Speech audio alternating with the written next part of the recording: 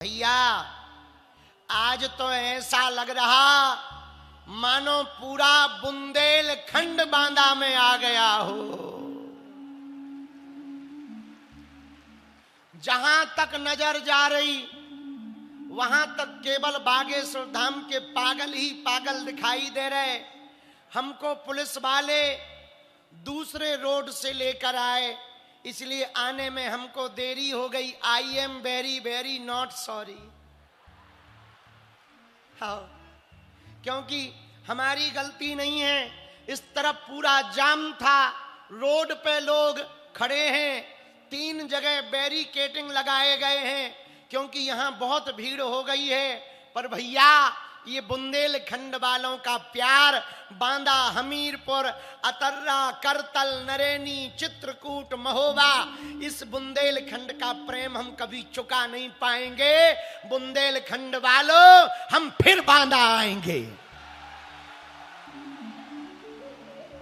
और अगली बार जब आएंगे तो कम से कम 7 दिन के लिए आएंगे बांदा वालों, और 2 दिन दिव्य दरबार लगाएंगे। और जैसे कल हमने थोक में भूत भगाए और थोक में अनलिमिटेड, वैसे ही अगली बार फिर भगाएंगे।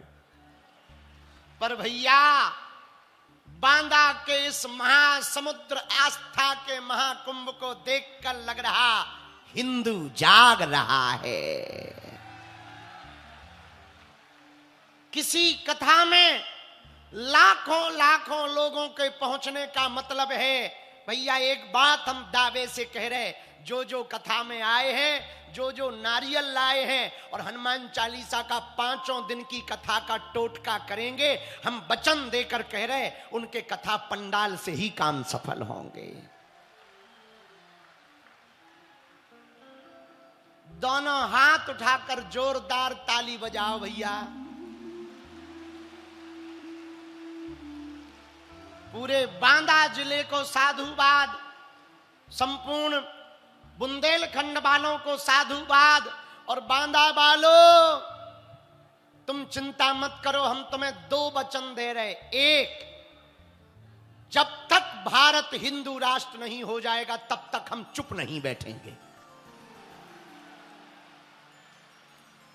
और दूसरा, हिंदुओं, हम दिन रात हनुमान जी से एक ही प्रार्थना करते, बाबा हम तुम्हारे बेटा हैं, तुम हमारे बाप हो, हमसे कोई भूल ना हो जाए, वरना 100 सालों तक कोई महात्माओं पे भरोसा नहीं करेगा। यदि हमसे थोड़ी सी भी भूल हो गई, कोई सदियों तक महात्माओं पे भरोसा नहीं करेगा। भैया समस्त बांदा और बुंदेलखंड के हिंदुओं, हम तुम्हें वचन देकर कह रहे हैं, तुम्हें कभी हमारे कारण नीचा मुंह करके नहीं देखना पड़ेगा। हम प्राण त्याग देंगे पर अपने नियम को नहीं त्यागेंगे। और हिंदुओं, हमें हनुमान जी ने जिस काम के लिए भेजा वो काम हम करके रहेंगे, वो काम करके रहेंगे, हिंदुओं को जगा कर रहेंगे। एक अंतिम बात, हिंदुओं, हमारी कथा धन के चढ़ावा के लिए नहीं होती है, सनातन के बढ़ावा के लिए होती है। एक प्रार्थना हम करें, कह दो करो। क्या हम प्रार्थना करें? जोर से बोलो। संत भी बैठे हैं, सब बुंदेलखंड के लोग भी बैठे हैं, कुछ लोग मैदान में खड़े, कुछ लोग रोड पे खड़े, कुछ लोग उधर ऊपर गेट के पास चढ़े, कुछ लोग इधर खड़े, कुछ लोग रोडों पर बैठे हैं।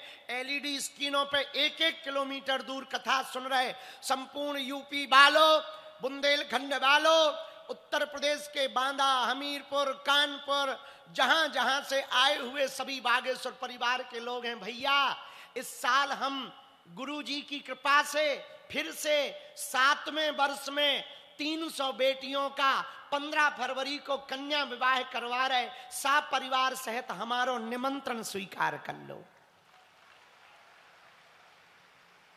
इसलिए नहीं बुला रहे कि हमें दान चाहिए भैया, इसलिए बुला रहे कि मंदिरों से एक नई परंपरा प्रारंभ हो। हिंदुओं के रुपया चढ़ावा से, हिंदुओं के द्वारा चढ़ाए जाने चढ़ावा से दान पेटियों में जो रुपया आता है उससे हिंदुओं की बेटियों का घर बसाया जाना चाहिए। और भगवान की कृपा से वो हर साल बागेश्वर धाम पे हो रहा। 100 लगभग आदिवासी बेटियां हैं जिनके माता पिता नहीं हैं, ऐसी 150 बेटियां हैं, उन्हें बहुत सुख मिलेगा। भैया तुम हमारी कथा में तो आई गए, बागेश्वर धाम तुम्हारे नजदीक है, महीना 2 महीना में आया करो, भंडारा भी चलता।